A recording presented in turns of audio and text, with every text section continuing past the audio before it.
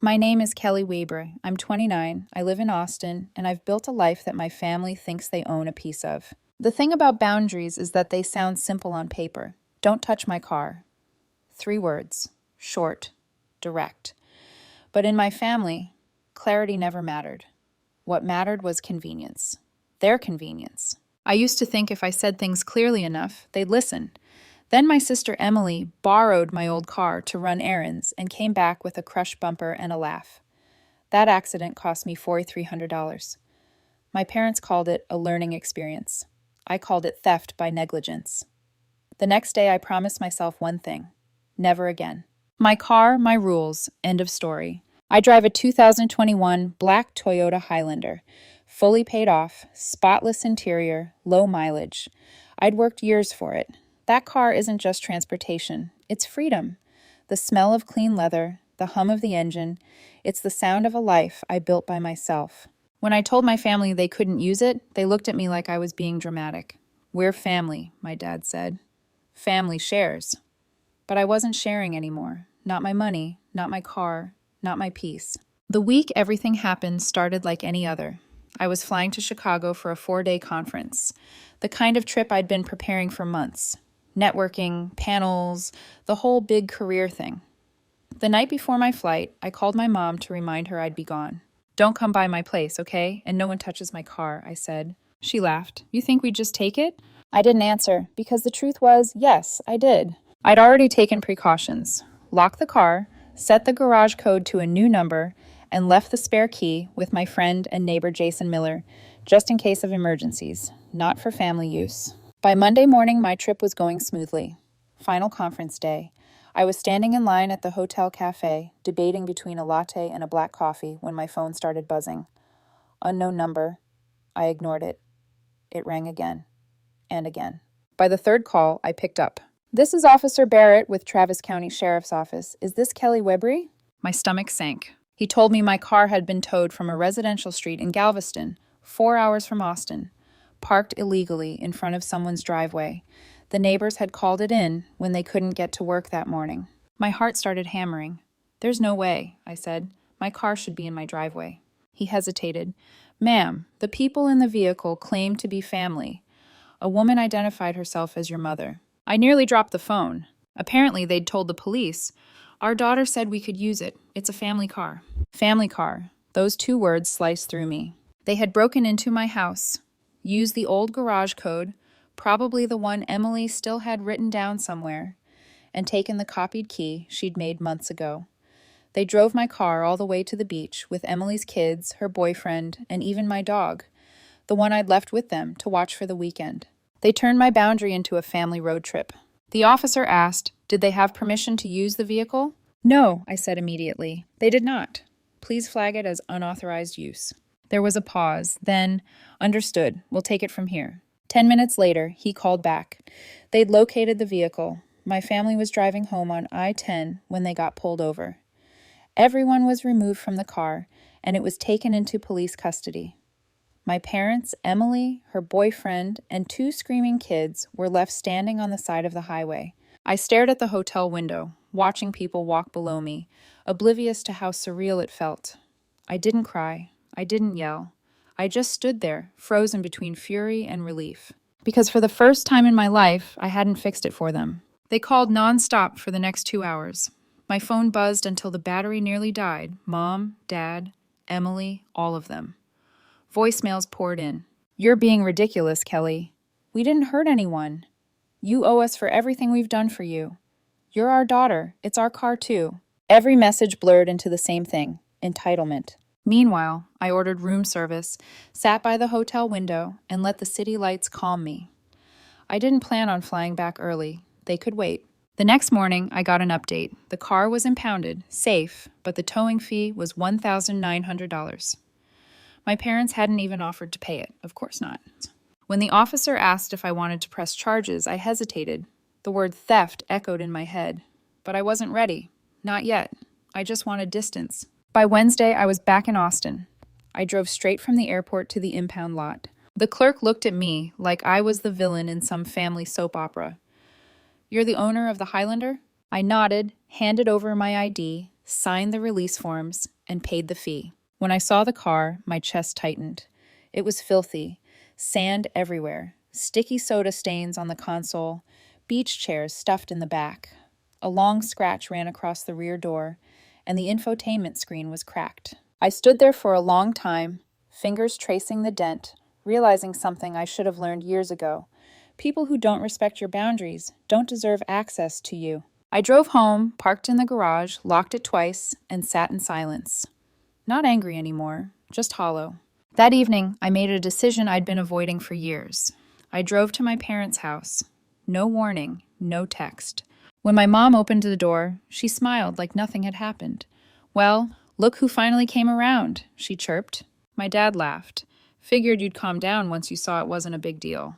Emily didn't even look up from her phone. Then my mom said it, the line that sealed everything. "You owe us for existing, Kelly, for everything we've done for you." I didn't raise my voice, didn't argue. I just looked at them and said, "You broke into my house, stole my car, lied to the police, and now you're standing here acting like I'm the villain." Emily flinched, but still muttered, "You're overreacting. It's just a car." Her boyfriend stood behind her, eyes down, silent, like he'd already realized what kind of people he'd joined. I looked around that living room, at the family photos, the smell of cheap candle wax, the same couch I'd helped them pay for, and felt something shift inside me. "No more," I said. "No more money, no more favors, no more help. You made your choice." My mom's face twisted. "You're abandoning your family." I didn't answer. I just turned, walked out, and shut the door behind me. That night, I turned off my phone and slept better than I had in months. But peace in my family never lasted long. Because silence always meant they were planning their next move. When I woke up the next morning, sunlight poured through my blinds. Soft, golden, almost mocking. My phone sat on the counter, flashing with 47 missed calls and a wall of unread messages. The silence I'd found overnight had already been shattered. I didn't need to check to know what they said. My family only had a few languages: guilt, denial, and performance. Still, I scrolled. "We didn't mean to upset you. You embarrassed us by calling the police. Family is messy, but it's worth it. You think you're better than us now?" That last one came from Emily. She didn't even have the decency to spell check her tantrums. I locked my phone, made coffee, and stared at the rising steam. My kitchen felt too quiet, like the air itself was waiting for my next move. But for once, I wasn't moving. I wasn't fixing. I wasn't explaining. For the first time in my adult life, I was letting them sit with the consequences. By noon, my cousin Lauren called. Her voice came hesitantly through the speaker. "Kelly, your mom's been calling everyone. She said you—" I cut her off before she could finish. "Let me guess. That I called the cops on them for borrowing my car?" Lauren sighed. "Yeah. And that you left them stranded. She's been crying to Aunt Carol." I almost laughed. "Of course she has. It's her favorite hobby. Rewriting history." Lauren hesitated, then whispered, "You're not wrong to be angry, Kelly. I just wish she'd stop dragging everyone else into it." That's when I knew my mom's campaign had already begun. The first phase was always emotional theatrics. The second was reputation control. By evening, I decided to go get my dog. When I pulled up to my parents' house, Emily's minivan was parked crooked in the driveway. The sight of it made my pulse quicken. I sat in the car for a full minute before getting out. Mom opened the door before I could knock. Her eyes were puffy, not from remorse, but from performing it. "Kelly, finally," she said with forced warmth. "We were just talking about how to make things right." I stepped inside, the same smell of candle wax and takeout hitting me again. My dad sat on the couch, remote in hand, like nothing had happened. Emily was sprawled beside him, scrolling her phone, her kids watching cartoons. "Where's Daisy?" I asked, ignoring all of them. Mom gestured lazily toward the backyard. "Out there. She's been missing you." I opened the door, and Daisy bounded toward me, tail wagging, eyes bright, the only creature in that house who looked genuinely happy to see me. When I turned back, Mom was watching me like she was studying a wild animal. "Sweetheart," she started softly, "don't you think this whole thing got blown out of proportion?" I raised an eyebrow. "You broke into my house." Dad snorted. "Oh, come on, that's dramatic. We used the garage code you gave us." "That code was changed," I said flatly. "You used the old one." Emily rolled her eyes. "You act like it's Fort Knox. It's family, Kelly. You don't need to be so uptight." That was it.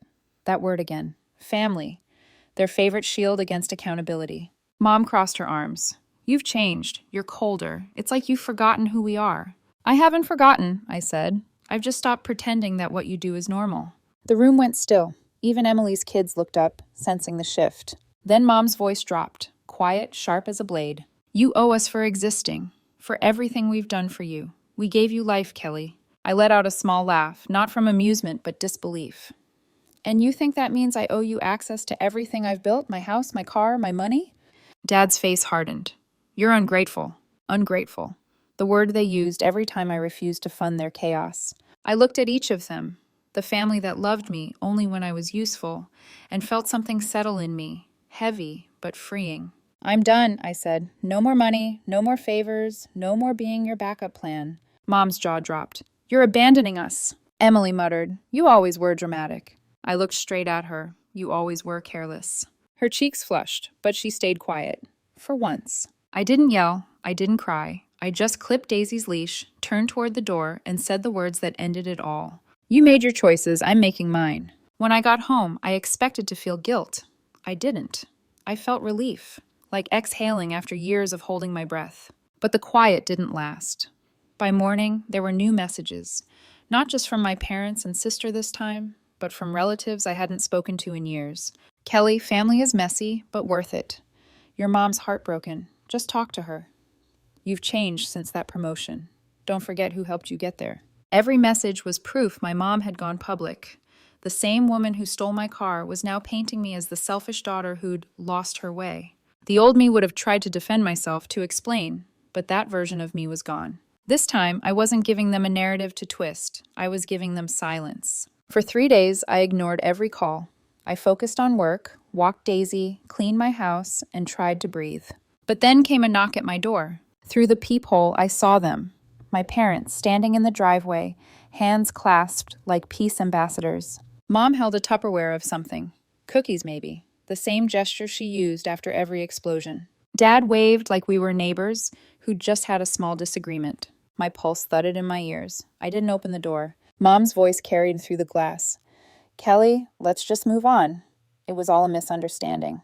A misunderstanding. That's what they called theft, lies, and police involvement. I stood there in silence, gripping the doorknob but not turning it. Then, calmly, I spoke through the door. If you ever step onto my property again, I'll file a restraining order. There was a pause, shock, then outrage. Dad's muffled voice snapped, You wouldn't dare. But I would, and they knew it. They left after a minute, their voices fading down the walkway. When the silence returned, it didn't feel heavy anymore. It felt earned. Still, deep down, I knew that in my family, silence wasn't surrender. It was strategy. They weren't done. And this time, neither was I. By the end of that week, I'd stopped checking my messages entirely. It didn't matter who it was, Mom, Dad, Emily, or one of my aunts. Every text followed the same script, the same emotional bait. But when I finally opened my email on Friday morning, I saw the one that made my stomach twist. Subject, You've gone too far. Sender, Emily Green. Her words were a stream of accusations that I'd humiliated the family, embarrassed her kids, and overreacted to something harmless. The more I read, the more detached I felt, until I reached the final line. You think you're better than us now, just because you're not struggling like we are. That sentence froze me, because it was the truth they'd been hiding behind all along. It wasn't about a car, it was about resentment. Years of it. They didn't want to borrow my things. They wanted to borrow my stability. That night, I poured a glass of wine and opened my laptop. If they wanted to tell stories, fine. I'd tell the truth. I drafted a message to the relatives who had been guilt texting me all week. Aunt Carol, Uncle Robert, Cousin Lydia, and a few others. The subject line was simple, what really happened. Inside, I wrote everything.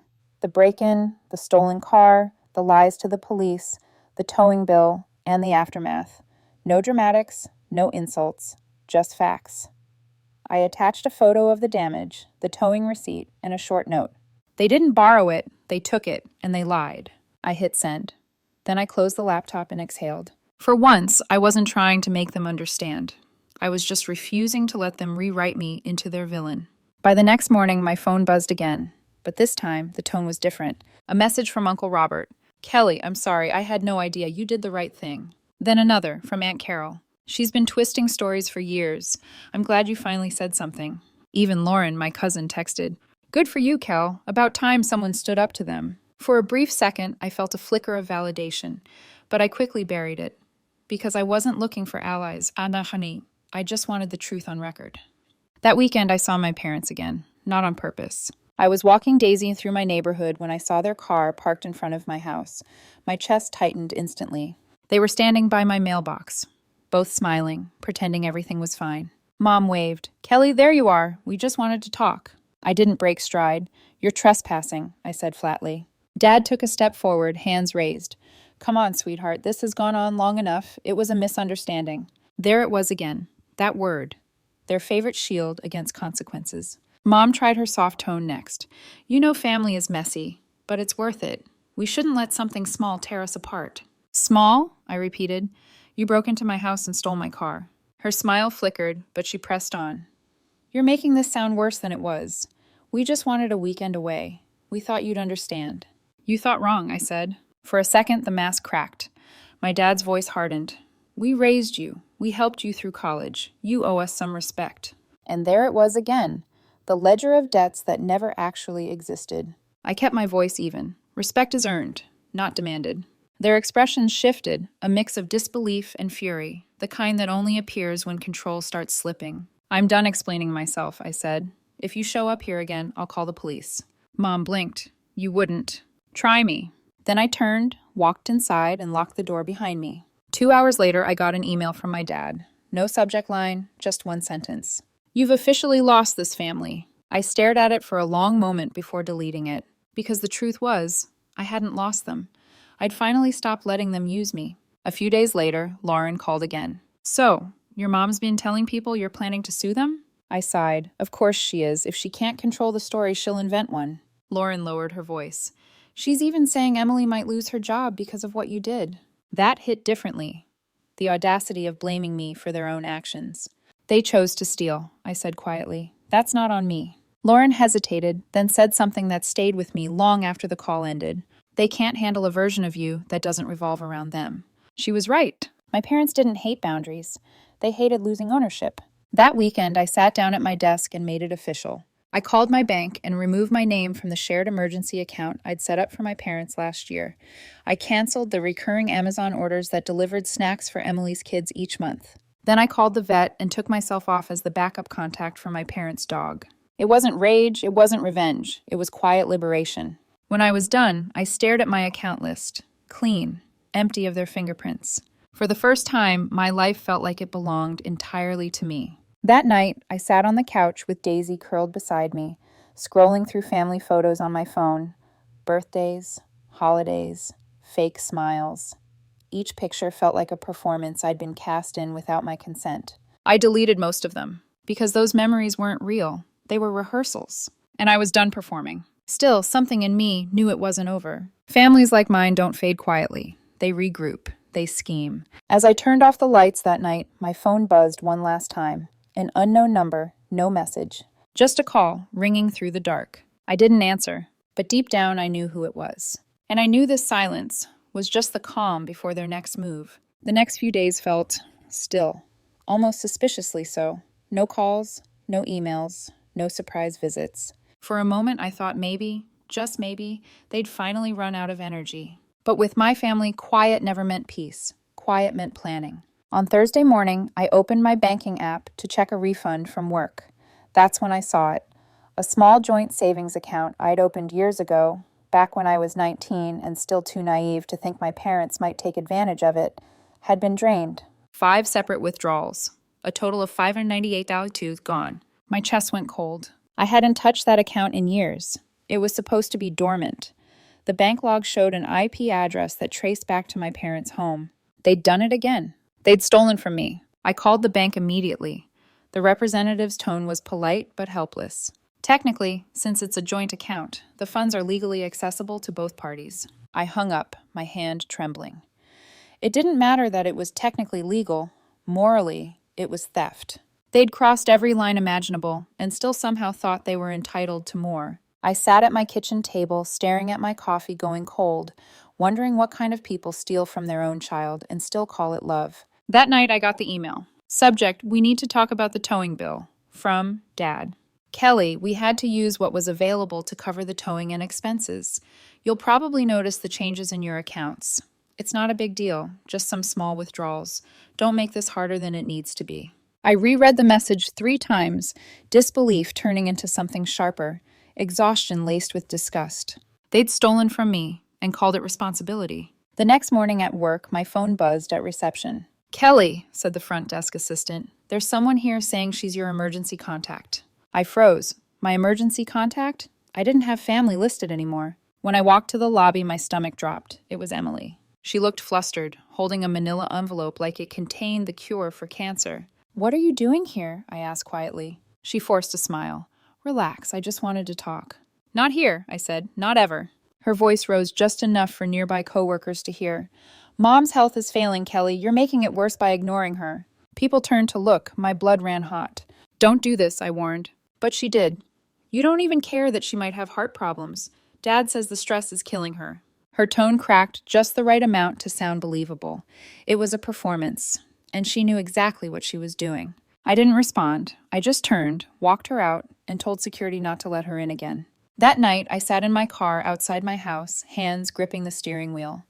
My pulse was pounding in my ears. I called my mom's doctor, something I never thought I'd do again. There were no heart problems, no medical visits, but the nurse mentioned something else that made my stomach sink. "We've received 2 phone calls this week from someone claiming to be you, asking about your mother's file, pretending to be me. They hadn't just crossed boundaries anymore. They'd invaded my identity." That was my breaking point. I didn't cry. I didn't scream. I simply stood up, walked to my desk, and opened my laptop. I contacted my lawyer, the same one who helped draft my will years ago, and explained everything. Together, we filed the paperwork, revoked power of attorney that my parents had long forgotten they even had, removed myself from every shared account and co-signed document, updated every password, every code, every lock, requested the bank to monitor any attempted access from their IP address. By the time I finished, it was midnight. I leaned back in my chair, numb. This wasn't rebellion. It wasn't cruelty. It was survival. For 2 weeks, the phone stayed silent. Then, like clockwork, the rumors began. A cousin texted, "Hey, are you okay? Your mom said you've disappeared." Disappeared. That's what they were telling people now, that I'd gone off the rails or joined one of those self-help cults. Dad started calling it a spiritual separation. They'd taken everything, my trust, my savings, my peace, and still managed to twist it into my fault. Then, one night, I got a message from Lauren again. She sent a photo from a family barbecue. Everyone was there. My parents, Emily, the kids, the cousins. Only this time, I wasn't. Not just absent, I was erased. They'd taken an old group photo from years ago, a picture of all of us smiling in front of the lake, and cropped me out. In the new version, they were standing closer together, arms linked, the perfect happy family. The caption under the post read, "Sometimes letting go brings peace." And there it was. Their peace came from pretending I never existed. I stared at the photo for a long time. At first, the hurt felt sharp. Then it dulled into something quieter, resignation. That image wasn't my family anymore. It was a facade, a story they'd rather tell than face the truth. A few hours later, Lauren sent another message. They introduced Jason as the one who helps them now, said he's basically part of the family. I laughed out loud, a bitter, hollow sound. They'd replaced me, or tried to. That night, I couldn't sleep. My mind replayed everything. The car, the theft, the lies, the manipulation. And for the first time, I didn't feel anger anymore. I felt clarity. They didn't love me. They loved what I gave them. And when I stopped giving, they replaced me. So be it. Let them have their new story. I was finally writing mine. 2 weeks passed after that barbecue photo. 2 long, quiet weeks. The kind of silence that doesn't soothe, it watches. It waits. Every morning, I'd walk Daisy, make my coffee, and tell myself I was free. But a small part of me kept glancing at my phone, half expecting another message, another ambush. Then, one morning, I opened my front door and found an envelope on the mat. My name, Kelly, written in my mother's handwriting. Sharp loops, heavy ink. No return address, no stamp, which meant she'd been here, again. I carried it to the kitchen, debating whether to open it. My hands shook as I tore the flap. Inside was a single page. One last chance to make things right before it's too late. We can forgive you if you apologize for the things you said and did. Your father's losing patience. Don't make us do something we'll regret. No remorse, no mention of the theft, the lies, the police, or the fake illness. Just blame, dressed as mercy. I stared at those words until they blurred. Then I set the letter down, lit the corner with a match, and watched it burn in the sink. The flame curled the paper inward, blackened it into ash, and for the first time in months, my breathing slowed. That letter didn't hurt me. It confirmed me. There was nothing left to salvage. That weekend, I began erasing them back. I changed my phone number, updated every password, blocked every account linked to their names. Then I did something small but symbolic. I sold the couch they always sat on when they came over, the one that still smelled faintly of my mom's perfume and my dad's aftershave. Gone. The house looked emptier without it, but lighter too, like I'd removed an anchor I didn't realize I was dragging. A few days later, I ran into Jason Miller outside our local grocery store. He looked uncomfortable, like he'd been waiting to tell me something. "Your dad saw me in the parking lot last week," he said quietly. He looked right at me and ignored me. I raised an eyebrow. "Ignored you?" Jason nodded. "Yeah, but the thing is, they've been telling people they cut you off, that they're the ones who walked away." I felt a small, tired smile tug at my lips. "Let them."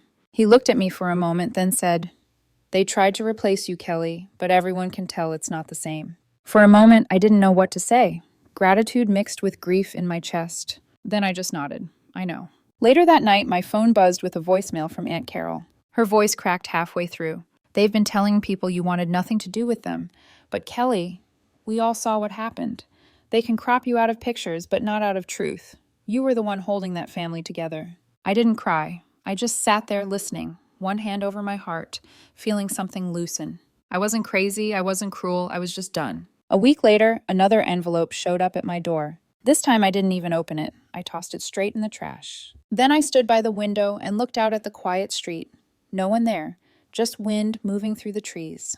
I whispered, mostly to myself, "I'm not the villain." Because that's what they'd tried to make me believe, that setting boundaries made me selfish, that protecting myself made me cruel. But boundaries aren't walls. They're doors you lock when people keep breaking in. In the following months, the silence stretched, but this time it wasn't empty. It was clean. I got promoted at work, started taking weekend road trips with Daisy, the Highlander humming down highways I used to dread driving. Every mile I put between myself and that old house felt like oxygen filling my lungs. Sometimes I'd pass a family at a rest stop, parents laughing, kids climbing out of the car, and that old ache would rise again. But it faded quickly, because I finally understood something simple and devastating. You can't lose a family that never truly saw you. One evening, I went through my photos again, this time not to delete, but to look honestly. There I was at birthdays, graduations, Christmas mornings, smiling, holding gifts, surrounded by people who only loved me when I was giving. I scrolled past all of them until I found one I'd forgotten existed, a candid shot Jason had taken years ago. Me and Daisy sitting on the hood of my car, hair messy, laughing at something off camera. No pretense, no audience, just me. That became my new favorite picture. I printed it, framed it, put it on the mantle where the family photo used to hang. A replacement, not for them, but for me. A few weeks later, I got one last phone call from the bank. "Ms. Woodbury, we just wanted to confirm that your name has been successfully unlinked from all joint accounts associated with Gregory and Susan Green." I smiled. "Thank you. That's exactly what I wanted." When I hung up, I stood in my kitchen, the evening sun spilling across the counter, and realized it was over. Not the kind of over that comes with fireworks or apologies, just quiet, final truth. They hadn't lost a daughter. They'd lost their supply. And me? I didn't burn the bridge. They torched it the day they lied, stole, and tried to replace me. Now I just keep that bridge in the rearview mirror. I'm not the villain. I'm not the savior. I'm done. And that's enough.